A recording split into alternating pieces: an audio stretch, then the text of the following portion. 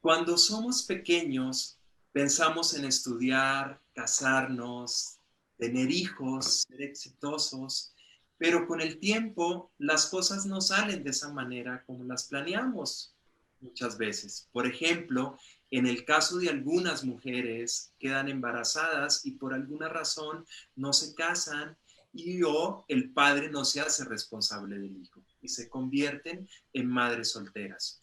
Hoy el tema que trataremos con nuestros especialistas está relacionado con el sufrimiento que genera esta situación en ellas y cómo lo debemos de tratar, cómo se debe afrontar. Hola, muy buenas noches, buenos días, buenas tardes, dependiendo la hora en que nos estés viendo y escuchando. Muchas gracias por estar aquí. Soy Carlos Drombo del equipo de Comprende la Infidelidad, un emprendimiento social donde tratamos de manera seria y profesional los problemas de pareja y fidelidad. En nuestra página web, redes sociales y próximamente en nuestro podcast encontrarás una gran variedad de artículos y conversatorios creados por un brillante grupo interdisciplinario de especialistas que te comparten experiencias y enseñanzas para que influyan positivamente y de manera directa en el desarrollo humano y bienestar a través de conocimiento y experiencias transformadoras de vida para que te liberes del sufrimiento y continúes tu viaje por este mundo de una forma más armónica y placentera. Nuestros más de 400,000 seguidores en las diferentes redes sociales y en las más de 100,000 visitas en nuestra página web nos llenan de pasión para seguir trabajando por tu bienestar y compartirte contenido de valor. Si tú eres una persona que quiere tener una mejor calidad de vida emocional y aprender de estos temas tan interesantes de la mano de nuestros especialistas, estás en el lugar correcto. Hoy, durante estos 60 minutos, estaremos hablando sobre el sufrimiento de las madres solteras. El objetivo de este conversatorio es hacer un merecido reconocimiento a las madres solteras que han sacado adelante a sus hijos o lo están haciendo en este momento sin el apoyo de una pareja. Pues le damos la bienvenida a nuestros especialistas. Desde la Ciudad de México nos acompaña la psicoanalista Yvette Ginsburg, licenciada en psicología de la Universidad de Texas en Estados Unidos. Cuenta con maestría de la Universidad Nacional Autónoma de México en Psicología Clínica y además una maestría de la Asociación Psicoanalítica Mexicana en Psicoterapia. Es psicoanalítica, da consulta privada a adolescentes, adultos y parejas. Ivette, muy buenas noches, bienvenida a nuestro espacio. Gracias por tu tiempo, gracias por compartir tu conocimiento con todos nosotros. Muchas gracias, Carlos, por invitarme. Con mucho gusto estoy aquí. Es un gusto tenerte aquí. Bueno, desde mi tierra, desde Colombia, nos acompaña el psicoanalista Fernando Orduz. Él es miembro de la Sociedad Colombiana de Psicoanálisis y expresidente de la Federación de Psicoanálisis de América Latina, entre tantos otros cargos y funciones que desempeña. Fernando, nuevamente, qué gusto tenerte aquí con nosotros. Carlos, muchas gracias por la invitación y bueno, muy contento de estar acá de nuevo compartiendo con ustedes. Muchas gracias. Bueno, les damos la bienvenida y también saludamos a toda nuestra audiencia que fielmente nos acompaña en cada uno de nuestros episodios y que aprenden todo este conocimiento de valor que aportamos cada día. Y bueno, pues los invitamos también a que si tienen preguntas para los especialistas las hagan a través de nuestra plataforma de Facebook, donde gustosamente se les dará toda la información para que continúen todo este proceso. Y bueno, pues para iniciar, Ivette, me gustaría empezar con una pregunta contigo y me gustaría que nos contaras qué entendemos por madre soltera y cuáles son los diferentes tipos de familias monoparentales, si las pudiéramos llamar así. Nuevamente, bienvenida y adelante. Nuevamente, muchas gracias, Carlos. Pues sí, o sea, tenemos que primero empezar por definir qué es una madre soltera, definitivamente, ¿no? Porque hay muchos tipos de estas situaciones, también ya hay hasta padres solteros. en muchos casos, que también deberíamos de hablar de eso en algún momento, ¿no? Es importante. Hay muchos hogares en donde nada más existe el padre, pero las madres están, las madres que han sido abandonadas por sus parejas, ¿no? Que no se concretó realmente esta relación. Hay unas son abandonadas cuando la mujer está embarazada, muchas de ellas, y algunas son abandonadas después, ¿no? En esta situación, el papá está totalmente desaparecido, ¿no? Hay otras que deciden ellas que ya no pueden estar con esta pareja por distintas situaciones. Podrían ser porque no se llevan bien o inclusive muchos pleitos o lo que sea, ¿no? Hay muchas circunstancias por las que una mujer decide que ya no puede estar ahí. O ambos personas deciden que ya no es momento de estar juntos, pero en este caso muchas veces las mamás son las que siempre se llevan, por lo general, se llevan la carga de el peso de los hijos, ¿no? Están otras que deciden ser madres solteras porque no tienen pareja y no se van a quedar sin tener hijos. Las que buscan una forma de asistencia para reproducirse. Y están, ¿cuáles? O sea, hay de todo, creo que esas son básicamente, aunque seguramente encontraremos otras más en el camino, pero hay que diferenciar, ¿no? Si es por decisión propia o si es por abandono de la pareja. Ok. Y Beth, una cosa, perdóname, para tratar de complementar lo que estás diciendo, porque el interrogante que estaríamos respondiendo es el sufrimiento de las madres solteras, pero con lo que te escucho, también veo que una madre soltera no necesariamente tiene por qué sufrir, ¿no? Como que también está la otra parte, puede todo lo contrario, como gozarse su experiencia de soltería y su libertad y quitarse de encima tal vez a un hombre que lo único que le genera es sufrimiento, que le hace pesada la vida. Yo sé que la pregunta es por el sufrimiento, pero digo, como todo en la vida hay dos caras, ¿no? ¿Sí? Claro. Uh-huh. Sí, no, bueno, la mujer que decide divorciarse, por ejemplo, porque la relación realmente no es beneficiosa para nadie, ¿no? Sobre todo para ella, pues va a decir mejor sola que mal acompañada, ¿no? La Mira mujer. que... Dime. No, sí.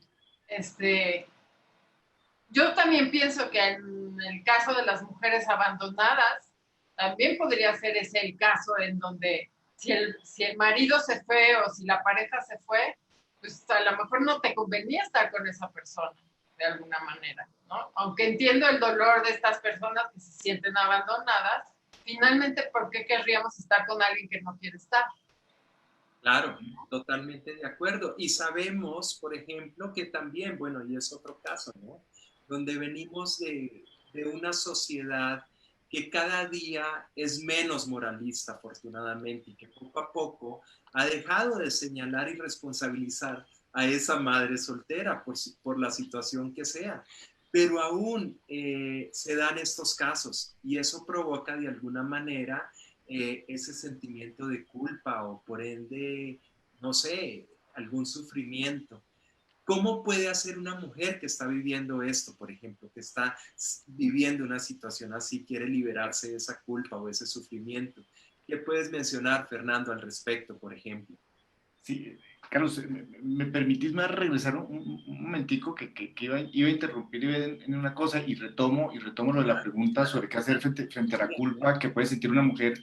Porque yo me quedo pensando, cuando escuchaba la exposición de Ivette, como la multidimensionalidad o los múltiples sentidos o significados que puede traer una decisión, y que muchas veces hemos hecho lecturas unidimensionales, ¿no?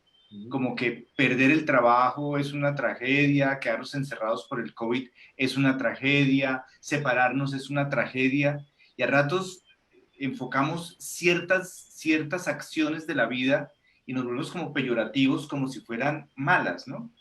Como si estar feliz en la vida fuera estar casado y tener un título universitario y tener hijos, ¿sí? Y eso se convierte en unos ideales de la cultura. Claro, la cultura no es uniforme. La cultura de pronto es como un haz de luz que ilumina un centro, pero alrededor hay mucha periferia, muchísima periferia. Y hay personas que no alcanzan esos ideales, y al no alcanzar esos ideales de la cultura, pues generan estos sentimientos de culpa. Ah, claro, como a mí me han dicho que es que tengo que ser 90, 60, 90, o tengo que tener marido. De hecho, en Colombia hay una vedette muy famosa que se llama Amparo Grisales, que pasó en alguna época por la televisión mexicana, que tuvo unos romances muy interesantes, creo, con Jorge Rivero, que creo que es un actor mexicano. Ella al menos aquí hablaba mucho de eso.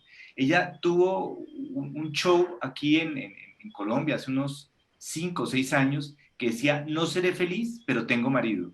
Sí, así se llamaba el show, que yo decía, es impresionante la frase, porque es que entonces, si yo como mujer me presento como soltera, estoy faltando a un ideal de funcionamiento que socialmente se ha constituido.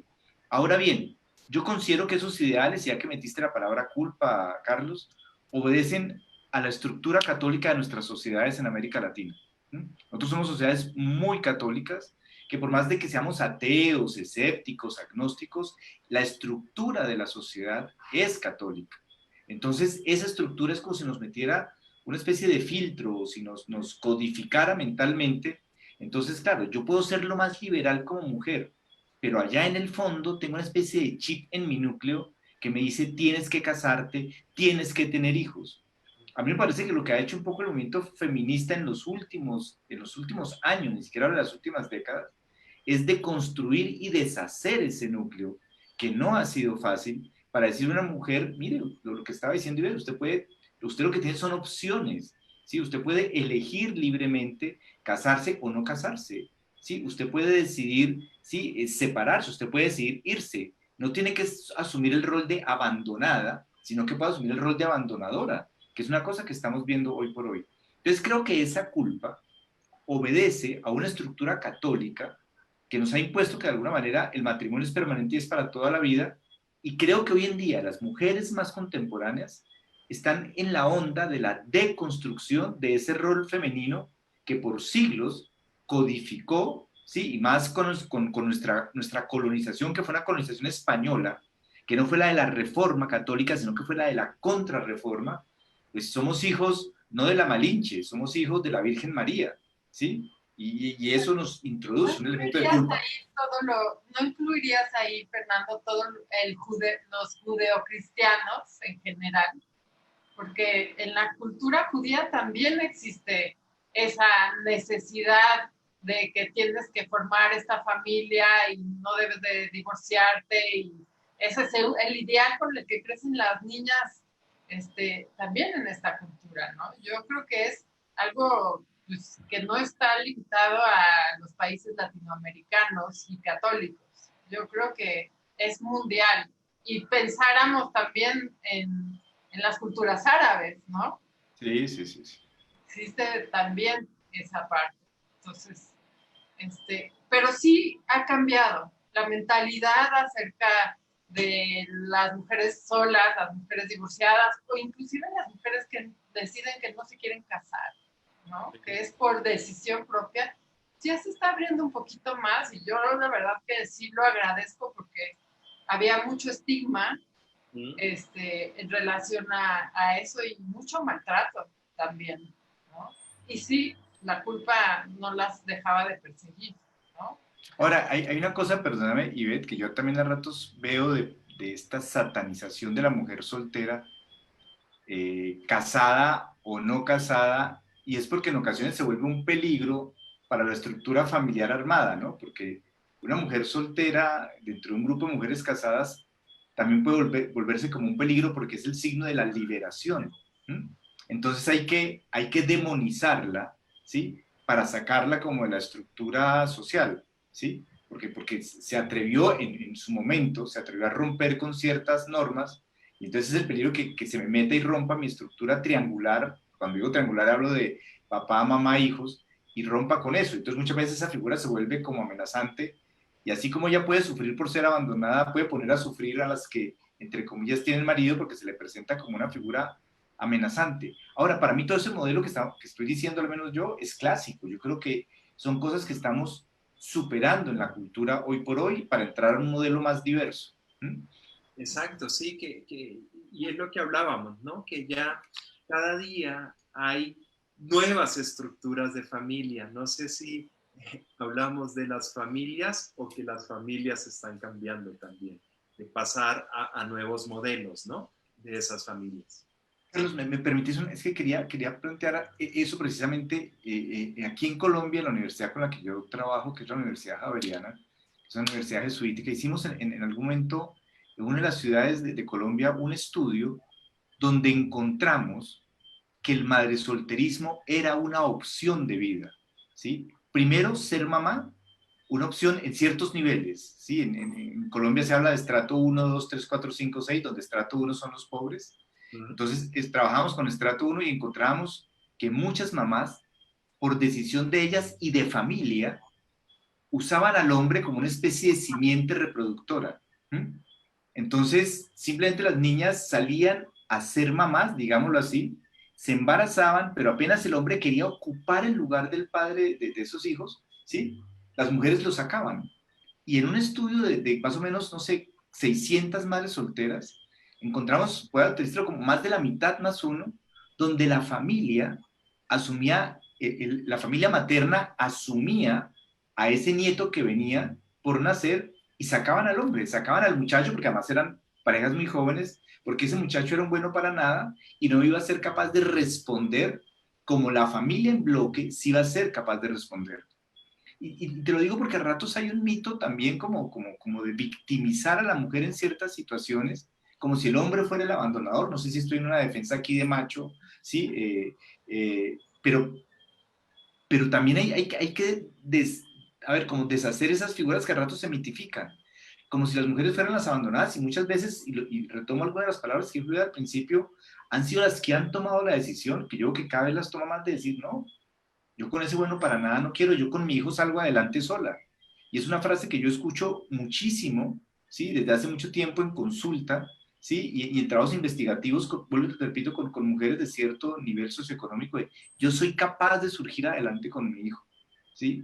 Entonces, creo que no solamente es la posición de la abandonada, sufrida, pasiva, sino que también muchas veces es una toma de decisión activa, yo insisto, que no genera sufrimiento, que me parece que frente a la pregunta habría que ver, ¿es necesario asociar abandono o soltería o madresolterismo a sufrimiento? Y aparte se va repitiendo generacionalmente, ¿no? También es algo que por lo menos en México se ve mucho en donde existe la abuela, la mamá y los hijos viviendo juntos y por decisión de ellas, que el papá no esté porque no les funciona como ellas necesitan que les funcione, ¿no? Que ellas tomaron la decisión de criar a sus hijos sin el papá. Porque a lo mejor sí, el papá es un bueno para nada, como dice Fernando, ¿no? O a lo mejor simplemente es algo que ellas han vivido anteriormente y que por algún motivo están repitiendo también, ¿no? No es que lo hayan hecho consciente, no es que hayan escogido un bueno para nada conscientemente, pero sí es algo que se repite a través de las generaciones. Adelante. Aquí en Colombia hay una frase que yo no sé si en México exista, pero aquí hay una frase que los muchachos dicen mucho y cuando se emborrachan los hombres, aquí lo dicen mucho los hombres y dicen, madre solo hay una, padre es cualquier hijo de la... puntos suspensivos. Nosotros, no sé si ustedes dicen hijos de la chingada, ¿es? ¿Qué dicen? ¿Sí? Aquí decimos otra palabra, ¿sí? Pero es un poco como que madre, solamente hay una, padre puede ser cualquiera, ¿sí? Y es un dicho muy, o sea, muy fuerte me parece porque es el reconocimiento de, soy hijo de mi madre, como que la figura paterna está muchas veces infravalorada, pero por los mismos hijos. Cuando el hombre se pone en posición de hijo, desvaloriza esa posición de hombre como padre. Yo insisto en eso, es como decir, hay tal sufrimiento, ¿sufren las mujeres cuando quedan solas? ¿O hay una especie de más bien de que se gozan sus hijos para ellas solas? Porque es que a rato los hombres vienen e intervienen con, no sé, con sus formas de ser y muchas veces la mamá lo que dice es, salte, yo educo a mi hijo como yo quiera. No sé si es bien o mal, pero digo, en ocasiones acontece eso. Sí. Sí. Ahora, esto me lleva a pensar que en muchos casos, y hablando de estas mamás solas o mamás solteras, en en algunos casos, por ejemplo, los hombres no las ven eh, de una manera como para tener una relación formal o una relación duradera. ¿Cómo creen ustedes que debe afrontar esto en muchos casos cuando pues no quiere mostrarle esa madre a sus hijos que está saliendo con una persona, no puede lograr algo, después con otra y no lo puede lograr, y así sucesivamente? ¿Cómo tratar este tema? Cómo tratar el tema con los hijos? Sí. Pues yo creo que hay que tener mucho cuidado, ¿no? Realmente sí existen casos en donde las mujeres solteras, o sea, no solteras, las mujeres madres solteras, dejan, dejan que sus hijos conozcan a todos estos hombres con los que están saliendo.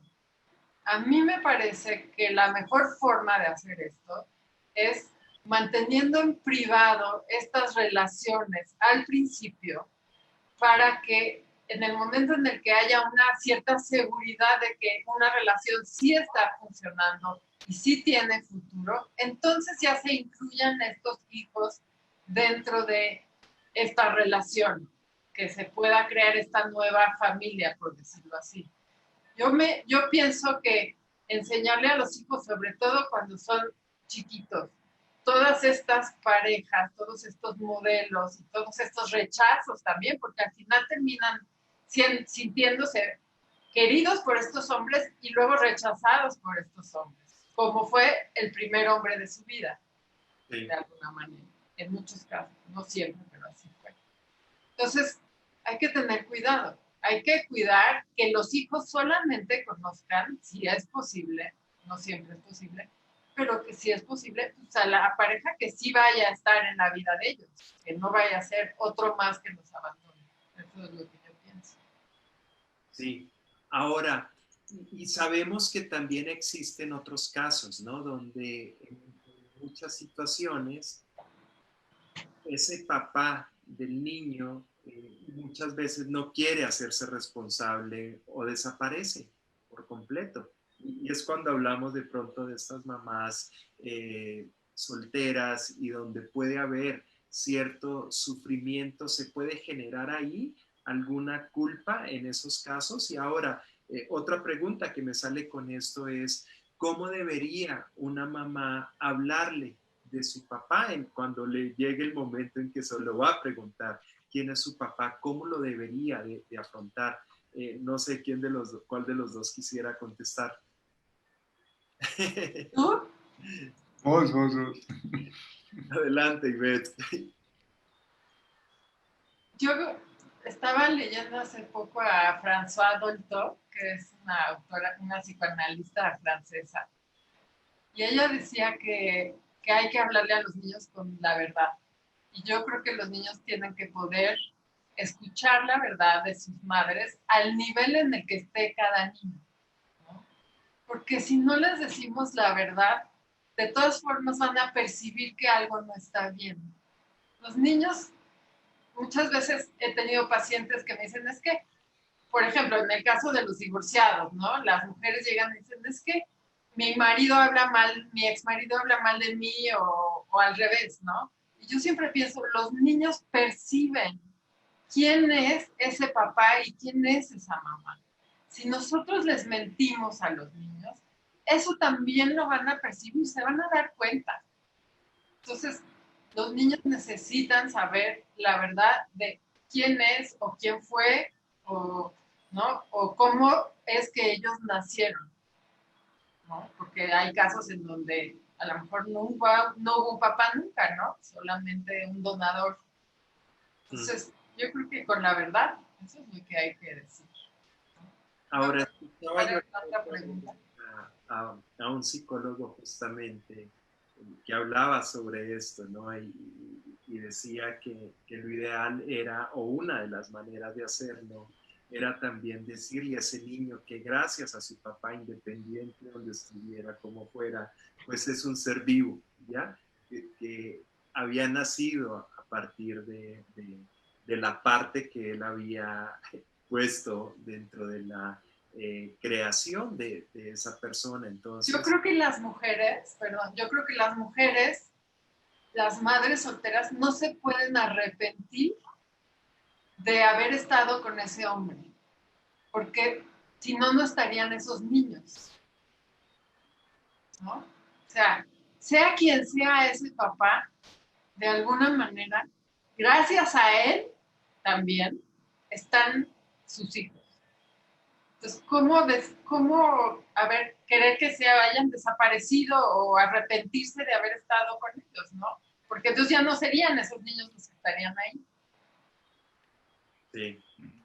Un par de reflexiones a propósito, escuchando a Ivette. Yo he escuchado dos tipos de jóvenes con historias, por ejemplo, de adopción, dos tipos. Una, me contaron la verdad muy temprano, ¿sí? Y no entendieron que yo era muy pequeño y no estaba en capacidad de soportarlo. Eso me dice un joven de 14 o 15 años. Pero tengo el mismo joven de 14 o 15 años que me dice, mis papás se demoraron, sí, hasta mis 14 o 15 años para contarme eso. A lo que voy es, yo no sé si la verdad o la mentira, no lo sé, yo no sería capaz de decir, es mejor decir la verdad o es mejor maquillar la verdad. A lo que voy es, en ocasiones me he encontrado que hay ciertas personas que viven traumáticamente la verdad, en ocasiones me he encontrado que hay personas que viven traumáticamente la mentira. En ocasiones me he encontrado muchachos que cuando los papás le dicen eso, y un poco tomo como un hilo que dejó planteado Ivette, como que el muchacho dice, yo ya esto me lo presentía y no quiero saber quiénes son mis papás biológicos. En ocasiones hay otros que dicen, no, yo sí quiero saber quiénes son mis papás biológicos. Con eso yo vuelvo como al elemento inicial de lo que plantea Ivette. Uno se encuentra con una diversidad de situaciones. A mí en estas situaciones, yo cuando decía que contestaría, yo decía, a mí me hacen esa pregunta y para mí lo más honesto es quedarme callado porque yo no sabría cuál es la mejor manera. Creo que cada familia, voy a irme a Roma, tiene sus dioses, ¿sí? El concepto de familia de la gens romana era que cada familia tenía sus dioses y sus normas, tenía sus lares, que eran los dioses del hogar, y tenían sus mores, que eran sus normas. Y dentro de esa situación, dentro de esos mores y esos lares, pues tomaban decisiones. Yo digo, pues como que cada familia lo maneje dentro de sus morales, ¿sí? Y ya, no sé, ya verá cómo cada ser que surja de esta familia, traumatizado o no traumatizado, pueda elaborar una situación, elaborarla. Yo creo que aquí alguna vez mencionaba, Carlos, una película que se llamaba La vida es bella, ¿sí? Que es la forma en como un papá, a través de la mentira o de la ficción o del maquillaje, como le quieran llamar, ayudó a un niño a sobrevivir una existencia en un campo de concentración, donde yo me pregunto, bueno, y si no hubiera existido esa mentira que le ayudó como a soportar esa situación, la verdad no hubiera sido muy traumática, muy dolorosa para este niño. Pero me hago preguntas, yo no quiero caer como en decir esto, eso, esto no es, porque me parece que entonces uno dice la verdad, pero a ratos la verdad para alguien puede ser muy dura, o la mentira, y claro, pues las mentiras generan después que uno saque, pero ¿por qué me mentiste? ¿Sí? Entonces uno dice, pero es que todavía no estabas en capacidad de entender. Entonces, bueno, pero a lo que voy es como que cada una de estas situaciones implican una serie de elementos tan complejos que muchas veces lo que me sale bien con una persona, yo no lo puedo repetir con la otra, como que tengo que analizar una serie de variables muy grandes pues para poder tomar este tipo de situaciones. Y dos, lo otro que quería pronto plantear, ya que dije Roma, mira que en Roma los lazos de sangre no eran tan importantes. ¿Sí? El hijo considerado hijo era el hijo legítimo, no el hijo biológico. Tenía una cuestión que se llamaba la agnación, donde hijo era el que yo adoptaba dentro de mi gen, que así se llamaba como la familia extensa, la gens, y podía ser alguien que era de mi sangre o podía ser alguien que no era de mi sangre. Este valor del lazo sanguíneo, ¿sí? En Roma no tenía ningún valor. O sea, si eras hijo de mi sangre, pero no estabas legitimado, al menos en términos legales o el derecho, como que yo no tenía ninguna relación contigo. Lo que valía era lo del hijo legítimo, por eso esa nominación de hijo legítimo o hijo natural. ¿Mm? Pero con esto no quiero decir, bueno, repito, que una cosa sea mejor que la otra. Quiero decir que hay una cantidad tal de formas de comprensión de esto que me parece que hacen la situación más compleja, ¿sí? Y vuelvo y repito, hay muchos hijos que dicen, yo no quiero saber quién fue mi papá biológico, no me interesa. Me interesa, eres tú que me criaste y me diste el amor de padre, pero hay otros que dicen, no, ese amor es insuficiente, yo quiero saber de dónde provengo, de dónde está mi origen, por así decirlo. Creo que hay Oye, una diversidad.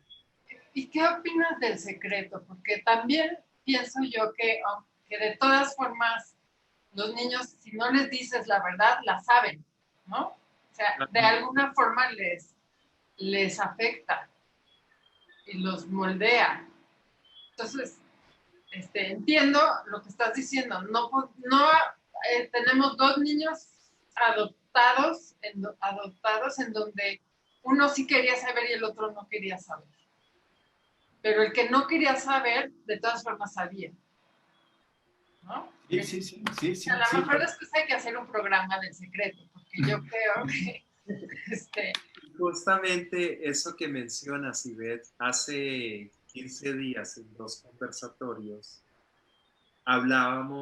tratábamos un caso de esto sobre analizábamos la película Y los niños están bien, que era justamente hijos dos hijos de un donador de semen que había tenido, eran dos mujeres. sí, sale Annette Bening en esa película, ya sé, sí, cuál es. Donde son dos mujeres lesbianas que quieren tener hijos y cada una tiene un hijo con el mismo donador, ¿sí? De un banco. Y llega el momento en que realmente los niños quieren saber quién es su papá biológico, ¿ya? Porque en muchos casos pues entra esa incógnita y además yo creo que muchas veces el problema, no problema, sino que la situación puede ir más allá. Estamos acostumbrados a celebrar el Día de la Familia, el Día del Padre, el Día de la Madre. Entonces llega el momento en que cómo lo puede vivir. De pronto aquí no sería el sufrimiento de la madre, podríamos hablar de pronto del sufrimiento del niño, ¿ya? ¿Cómo manejar esa situación, por ejemplo, en su colegio? ¿Ya? Cuando pues va a la celebración del Día del Padre, pero el padre de él nunca va a llegar. ¿Ya? ¿Cómo se podría manejar eso? ¿Cómo le puede hablar la mamá a su niño en ese caso? O muchos educadores también nos ven. ¿Cómo podría un educador hablar de este tipo de cosas? ¿Qué sugieren ustedes que se pueda o cómo podría hacer ese manejo desde el ámbito ya más profesional? Desde la escuela yo diría que una de las cosas que podría alimentar la escuela es un poco es esto que estamos diciendo, como hablar de la diversidad, ¿no? Como la diversidad de familias, de la diversidad de género, de la diversidad de ser madre o padre hoy, ¿no? A mí me parece que no, yo vuelvo a una palabra que se planteó hace unos momentos. Creo que el error de la escuela fue uniformar en determinado momento de la vida, uniformar. De hecho, había un momento en el que uno iba a la escuela uniformado, ¿no? Como pensar que todo debía salir bajo el mismo molde. Creo que hoy el reto de la escuela es poder plantear, al menos en términos de lo que serían los aspectos socioculturales de la educación, educar para una sociedad diversa, para una tolerancia hacia la diversidad. Eso como una ética, te lo digo, donde ya el niño pues entienda que es que hay hijos de mamás solteras, pero hay hijos donde hay papá, mamá, pero hay hijos donde hay papá, papá, o hay hijos donde hay, bueno, papá, papá, quito la palabra, donde hay hombre, hombre, o hay hijos donde hay mujer, mujer. Es decir, como poder entender que estamos frente a una diversidad de formas de organización, que ya no es la forma triangular de la familia. Entonces, un reto de la educación para mí sería poder salirse de esos esquemas tradicionales y tratar de las clases de sociales o más que aborde el tema sociocultural, o donde hay una ética que apunte a la comprensión de lo diverso y no a una comprensión de lo único. Y yo simplemente le hacía como abogado del diablo a Ivette, pero yo concuerdo con Ivette que hay que, no sé si decir la verdad, pero sí acercarse a la verdad, empezar desde muy temprano, si yo quedé soltera, empezar como a hablar de ese tema. No sé si de una, porque a mí me parece que a ratos la verdad tan, tan directa puede ser traumática, a ratos como que lo bueno puede ser así como los chistes que dicen, no sé, como que tu papá entró al hospital, tu papá se puso grave, el papá murió, había muerto desde el principio, pero es como esta idea de que a ratos la verdad hay que darla como en cuentagotas, porque a ratos me parece que cuando le viene a uno tan fuerte también puede ser traumático, pero ir de pronto preparando, ¿sí? Ir construyendo como un espacio, ¿sí? Así como hacen cursos prematrimoniales o cursos de parto, pues ir haciendo un curso de las cosas, como diciendo, bueno, si yo voy a ser mamá soltera, pues tengo que ir viendo cómo construyo, ¿sí? Para cuando venga esa pregunta o para cuando él tenga que enfrentar a 10 niños donde hay papás y decirle, no, ni siquiera sé quién es tu papá porque es inseminación artificial. ¿Mm? Pero ir construyendo una especie de paso a paso. ¿Mm? Claro, y crear esta historia del niño que, por ejemplo, el que fue por inseminación artificial, o sea, ¿por qué decidí tenerte a ti? ¿No? ¿De qué se trata? ¿Por qué quería yo ser mamá a pesar de que no existiera un papá? ¿No? Eres un hijo muy deseado. Y eso es lo importante, ¿no? Los hijos deseados se sienten seguros, se sienten queridos. Entonces, poderles dar esta construcción que es distinta nada más. No es ni buena ni mala, simplemente es distinta, porque hoy lo de hoy es lo distinto, ¿no? Es lo que tenemos que enseñar en las escuelas y en las familias, definitivamente.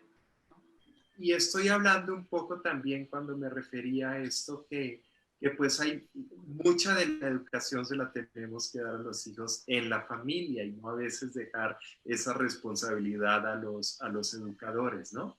Y volviendo al tema que mencionaba de cómo hablar con los hijos, ¿qué opinan ustedes que se les pueda contar como ir contándole una historia, como a manera de cuento, pero irle mostrando los diferentes tipos de familias que pueden haber, desde la tradicional, como lo mencionaba Fernando, la de padres divorciados, la de familias reconstruidas, la de los niños adoptados, los monoparentales, para también, yo diría, ir llevando como esa verdad de una manera más a nivel de historia. ¿Qué opinan ustedes? Ya, yo hay un juego que hago en ocasiones, sobre todo con adolescentes, pero es un juego que lo aplico con muchas situaciones, y es coger una historia infantil y empezar a jugar con la gente a que la cuenten de manera diferente. Entonces te pongo un ejemplo, Carlos. Yo los cojo el cuento de Caperucita Roja y el Lobo. Sí. Entonces se reúnen los muchachos, arman grupos de tres, la abuela, la mamá, Caperucita o Caperucita, la abuela y el lobo, o sea, arman grupos de 3 o 4. Pero luego yo les digo, la única consigna es que no pueden contarme la historia como está en el cuento, como la tienen ustedes en la memoria. Entonces inventan, no sé, que Caperucita se devora al lobo, o se inventan que, no sé, que el lobo es el narco de yo no sé dónde, y Caperucita es la víctima de ese narco. Lo dicho, pululan una serie de historias como muy diversas, ¿sí? Ya que estamos hablando de esto de la búsqueda de los orígenes, no sé, esta película Buscando a Nemo, que tiene esta cosa como de este encuentro padre-hijo, entre otras, ¿no? Es padre-hijo donde hay o no hay mamá. Yo no tengo esa, lo pregunto, porque como que tengo el referente de la película porque me lo cuentan los niños, ¿sí? Pero digo, bueno, ¿y por qué no cogemos estas historias, ¿sí? Que están mitificadas, ¿sí? En los cuentos, y aprovechamos para eso, ¿sí? O quién es el papá de Buzz Lightyear, por ejemplo, ¿sí? O sí, como coger los referentes culturales de los niños y empezar a hacer juegos con ellos a propósito de eso. Y jugando con eso puedo hacer juegos teatrales como los que les decía, o juegos de construcción de historias narrativas, o juegos de dibujos, inventémonos de dónde proviene Buzz Lightyear. O sea, pues repito, o sea, como que coger personajes icónicos y empezar como a tratar de trabajar con ellos lúdicamente, ¿sí? Apuntando a los intereses de uno como adulto, a que yo le pueda ir diciendo, no, es que no siempre hay papás, ¿sí? Porque en Toy Story, ¿quiénes son los papás de estos jugueticos? ¿Sí? O Pinocho. Yo aplaudo todas estas series en donde existe ahora ya en la televisión series con mucha más apertura también, ¿no? O sea, como esto de la familia moderna, Modern Family, ¿no? En donde hay papá, hijo, mamá soltera que se casó con este señor que es mucho mayor que ella, perdón, en donde está esta pareja de homosexuales y adoptan a una niña, ¿no? O sea, todas estas diversidades que ya están siendo mucho más abiertas. Y yo estaba pensando, escuchando a Fernando, yo me he dado cuenta que los adolescentes ya son mucho más abiertos de lo que yo era, nosotros éramos en esa época, ¿no? A esa edad, ¿no? Para ellos escuchar de homosexualidad no es tan importante. O sea, a ellos no les asusta eso. A los que nos asusta es a gente mucho mayor, ¿no? Ellos están acostumbrados a que existan homosexuales, gays, y que existan parejas de gays. O sea, entonces no tenemos ni que inventar tanta historia porque realmente los niños están mucho más abiertos y más acostumbrados a escucharlo, a verlo, ¿no? Lo ven en la televisión, lo ven en las películas. Nosotros no veíamos eso. Y cuando lo veíamos, el otro día vi un documental que a mí sí me impresionó mucho porque era un documental en donde los gays siempre estaban como estos personajes chistosos en donde la gente se burlaba de ellos, ¿no? Y a mí eso se me hace bien doloroso. O sea, ya finalmente permitieron que salga un gay en la televisión, pero es un gay que lo visten ridículamente y que se burlan de él, ¿no? Y que tiene que actuar también cosas bien dolorosas, porque la actuación de estas personas que salían en la televisión tenían que actuar como tontos o como, ¿no?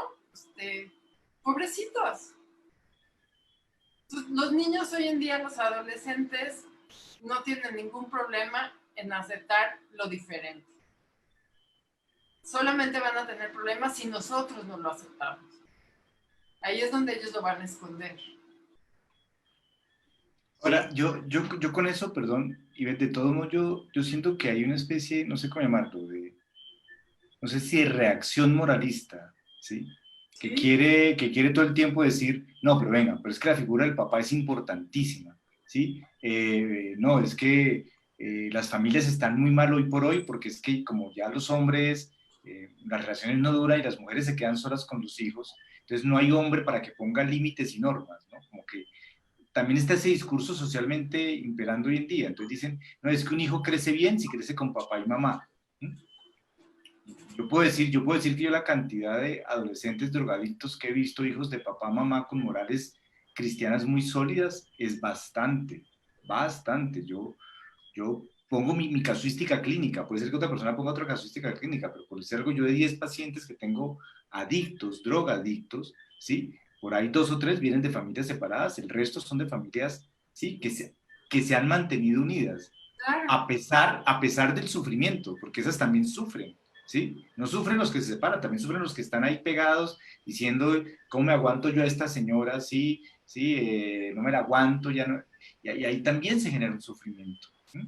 Sí, y los secretos también existen en familias, no solamente donde un padre se ha ido, los secretos también existen en familias triangulares que cargan historias que se callan totalmente, de que tu tío yo no sé qué tal cosa, o tu hermano yo no sé qué tal cosa.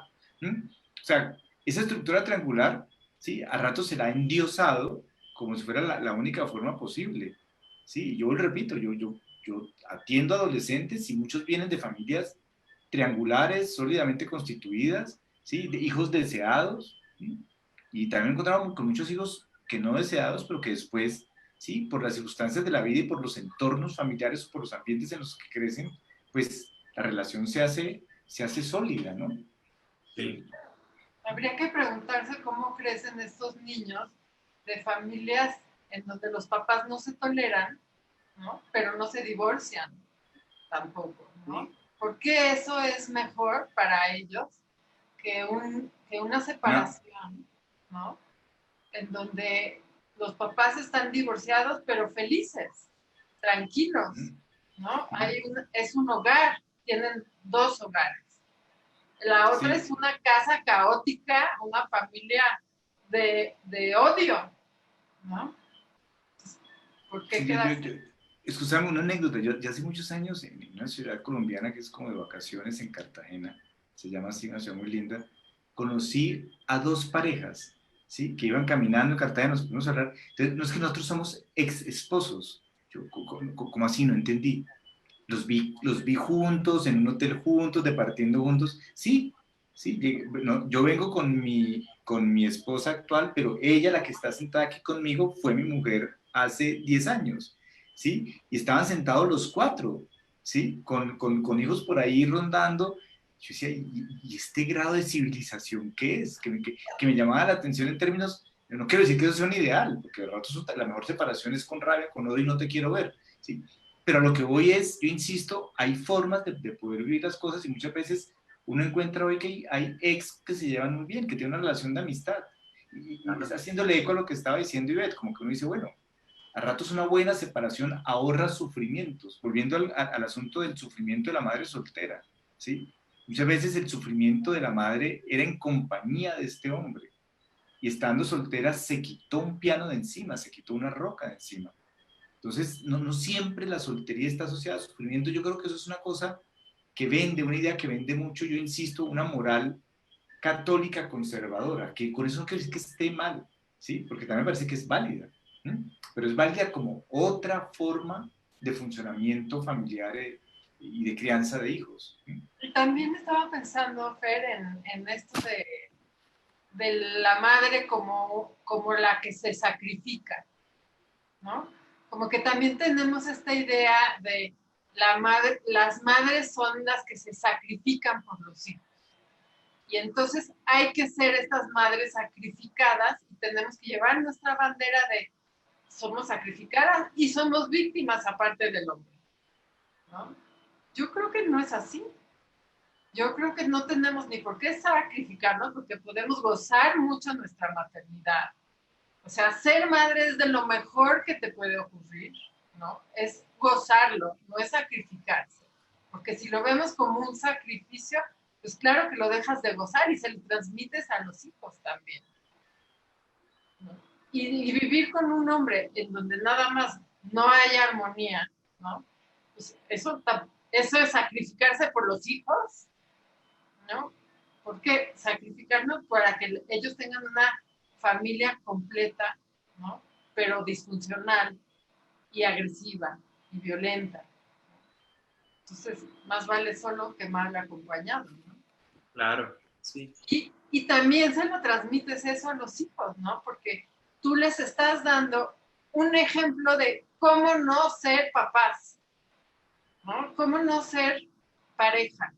¿Y cómo se van a buscar ellos entonces en el futuro, si así lo quieren, una pareja en donde nada más vieron que sus papás se peleaban o se odiaban inclusive, ¿no? ¿Qué ejemplo les estás dando de qué es ser pareja? Mejor sin Ya. ejemplo. Y ahora, y Beth, esto me lleva a pensar también en que hay muchas mujeres independientes que no están dispuestas a renunciar a su maternidad también. Ahora, ¿qué aconsejan? Que recurran a esa reproducción asistida y que no sientan de pronto dentro de esa estructura moralista de que por no tener un padre físico, biológico, llamémoslo así, no deberían buscar su maternidad, ser madres si es algo que quisieran tener. ¿Qué consejo, qué opinión les pueden dar ustedes a estas personas que están pensando eso y que quieren ser madres? Y que de pronto su reloj biológico ya está avanzando también. Pues, yo les diría que lo hagan, que de verdad que no se esperen, porque no siempre, no hay garantías. O sea, podemos decidir que queremos que casarnos y tener hijos, y en un ideal esa pareja va a funcionar durante muchos años. La realidad es que no existe el ideal, ¿no? No sabemos si va a funcionar. Entonces, ¿por qué no lograr este deseo de ser madre con un hijo que es realmente deseado, ¿no? Traerlo al mundo, este hijo que es realmente deseado y que va a estar mucho mejor, tal vez hasta que un padre, hasta con un padre, ¿no? Un padre que a lo mejor se va y entonces ya se va a sentir abandonado, ¿no? O sea, existen estas dos posibilidades. Conseguimos este embarazo para tener y una aparente pareja, ¿no? Pero a lo mejor esta pareja ni siquiera va a ser una pareja que se queda, ¿no? Entonces, ¿por qué no tener? Y yo he pensado siempre, detrás de que todas las mujeres, siempre hay un padre. Por lo menos está el padre interno. Y eso es lo que nosotros le podemos transmitir a nuestros hijos. Porque siempre hay una figura paterna que de alguna forma forma este triángulo. De alguna manera, ahí es donde está ese triángulo, porque es en el inconsciente de las mujeres siempre está ese padre, ese hombre. ¿Pero ese padre está dentro de la misma mujer o puede ser una figura como el abuelo, como un tío, como... Bueno, yo estoy pensando en el mismo padre de la mamá. Ok. O sea, la figura paterna que trae la mamá es la que le transmite a su hijo. Puede ser un padrastro, puede ser un tío, puede ser el abuelo del niño, pero la figura propia paterna de la mamá. Siempre hay un hombre ahí. Yo hago una pregunta, yo no sé si ustedes conocen una serie, de pronto allá no la conocen mucho, que se llama El Chavo del Ocho, ¿no? No la No, conocemos. no, que sí, entonces yo me pregunto, en algún capítulo en El Chavo del Ocho, no sé, de pronto yo no lo ignoro, Kiko, el Chavo, la Chilindrina preguntan por el papá. Es curioso porque esa es una serie en la cual no existe la figura paterna. Sí preguntan. ¿Sí? Sí Y, preguntan. Pues, el ¿qué? chavo realmente está muy triste cuando le preguntan dónde están sus papás. El chavo no tiene ni papá ni mamá. Uh-huh. Entonces, Sí, porque yo pensaba era en eso, yo pensaba en esta serie porque ahí no hay una figura paterna. Digamos, está figura el chavo, paterna, sí, don Ramón, sí, que es el tío de la Chilindrina, ¿no? Pero no, lo que voy es, el padre. ¿padre? Ah, ok, bueno. Pero lo que voy es una serie donde si uno ve una estructura familiar como tal clásica, no hay. Y El Chavo es una serie que está desde los años 70 aproximadamente, ¿o no? ¿Mm? Sí. Y ya desde esa época, uno de los grandes hitos que ha formado mitos es el Chavo. Y a mí me parece que es eso, es como la figura de los, ¿sí? Como una figura que no tiene un origen claramente definido. ¿Mm? Creo que los modelos están más presentes de lo que creemos. Y claro, si a mí me preguntan, ya que me decís, como Chavo, me preguntan, bueno, ¿y su papá? Yo me puedo poner triste, pero también al revés. Cuando yo tenía un padre muy maltratador y me preguntan por mi papá, muchas veces mi frase es, yo tuve papá, pero es como si no hubiera tenido papá. ¿Mm? Es decir, que la presencia o no presencia no garantiza, ¿sí?, una fuente de amor. Una presencia de un padre puede ser un elemento muy maltratante. ¿Mm? ¿Mm? Sí, totalmente de acuerdo. Ahora, ¿cuál sería la conclusión de este conversatorio? No necesariamente una madre soltera está sufriendo, ¿ya? Sería, y no necesariamente debe de sufrir. Ahora, sabemos que hay diferentes casos por los cuales la mamá puede llegar a ser mamá soltera, ¿no? En alguno de estos en particular, ¿podríamos hablar de algún sufrimiento o en ningún caso deberíamos concluir que haya un sufrimiento o un vacío? Yo creo que Yo, sí, yo creo que sí se sufre. O sea, pero no hay nadie que no sufra bajo cualquier circunstancia, ¿no? Ok. Nadie nos libramos, ningún ser humano nos libramos del sufrimiento. Las madres solteras, pues la tienen difícil, en muchos sentidos, ¿no? Y yo me imagino y he leído algunas cosas, yo creo que lo económico es de las cosas más difíciles que pueden enfrentarse las mamás, ¿no?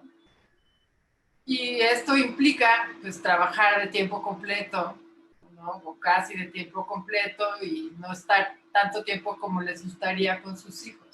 Claro que es muy difícil, es muy complicado y a veces también involucra cierta sensación de culpa por no poder estar con ellos, ¿no? O por no poderles dar lo que te gustaría darles.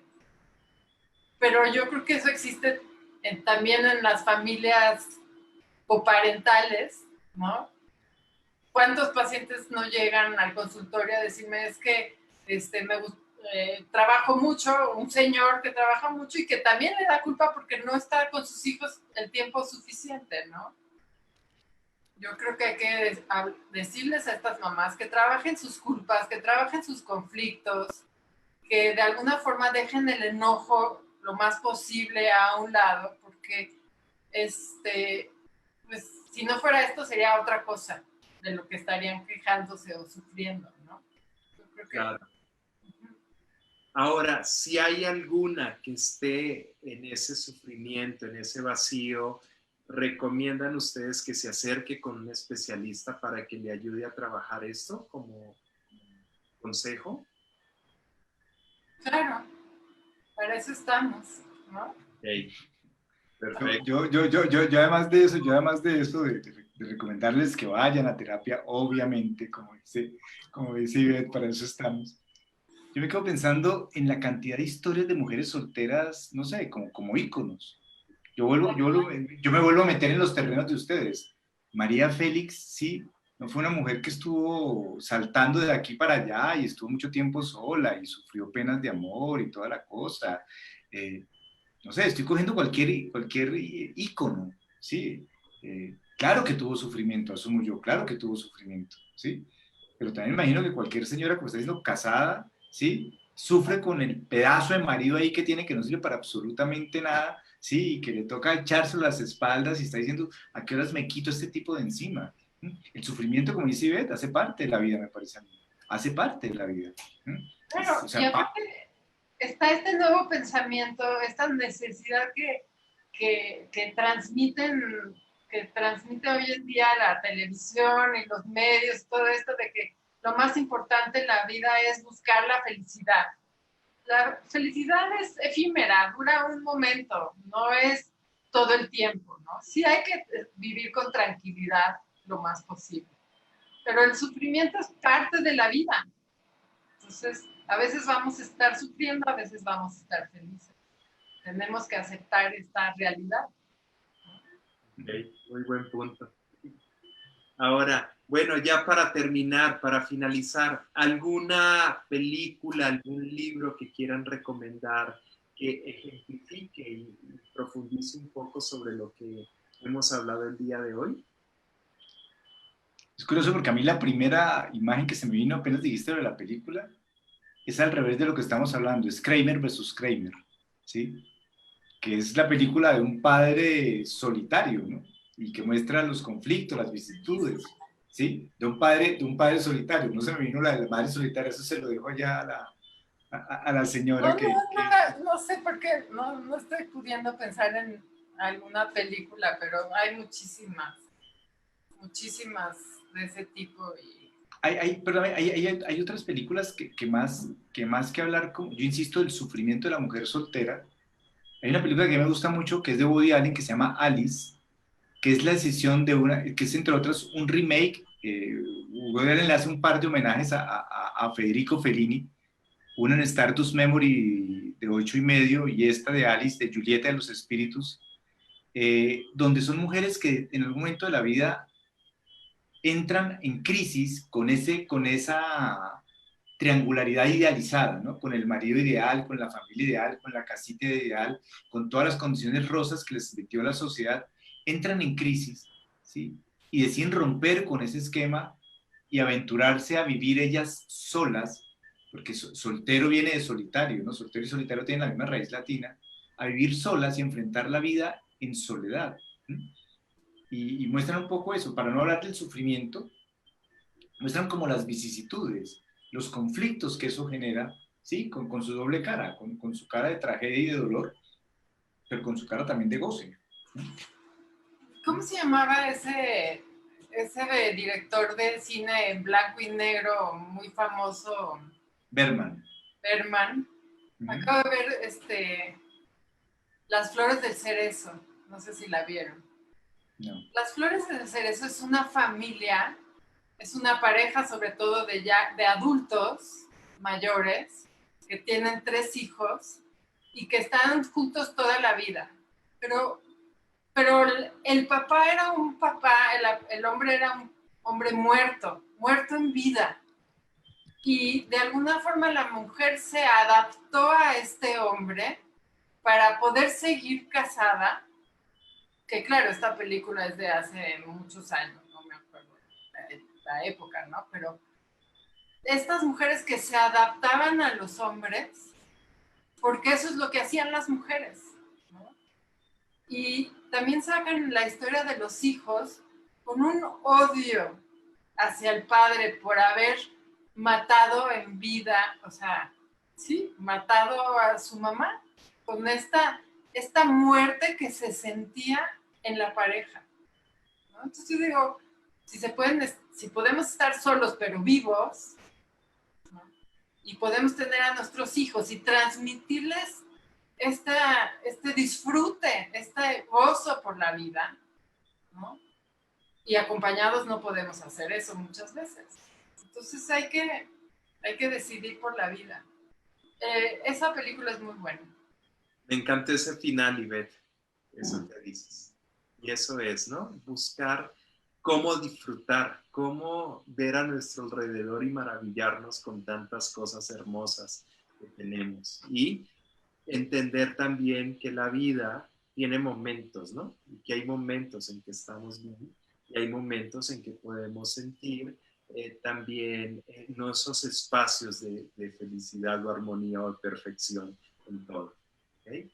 Y bueno, a toda nuestra audiencia, si les gustó este contenido, compártanlo para que muchas más personas lo vean y se beneficien de todas estas enseñanzas que amablemente estos profesionales, estos especialistas nos comparten en cada uno de estos episodios. Y bueno, pues damos por concluido este capítulo y con muy buena conclusión que me encantó que no debe haber sufrimiento por ser una madre soltera. Y muchas veces pues son las decisiones que cada una debe de tomar. Pues bueno, nuevamente, Ivette, muchas gracias y qué gusto haberte tenido aquí.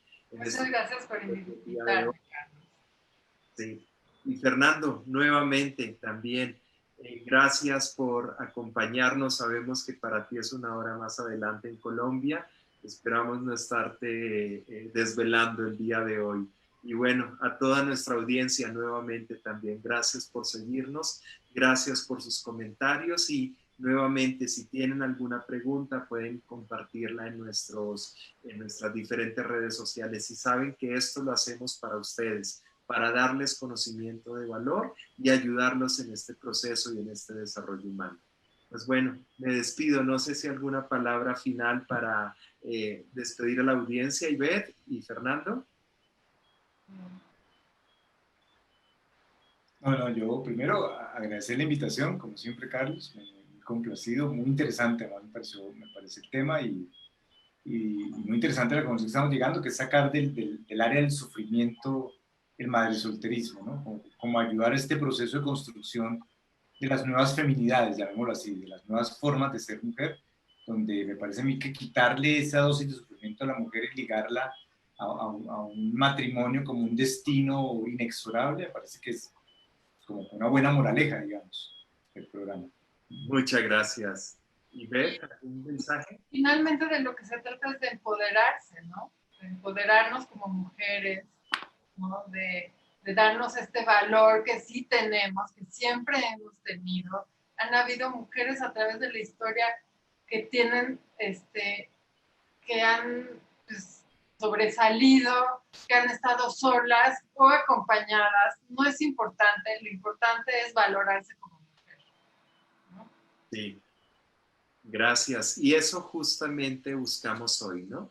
Dar un reconocimiento a todas esas madres que día a día buscan cómo sacar a su familia adelante. Entonces, un saludo para todas ellas. Y bueno, nos despedimos. Gracias a todos por acompañarnos. Nos vemos el próximo miércoles. Hasta luego. Gracias. Chao. Suerte. Chao, chao.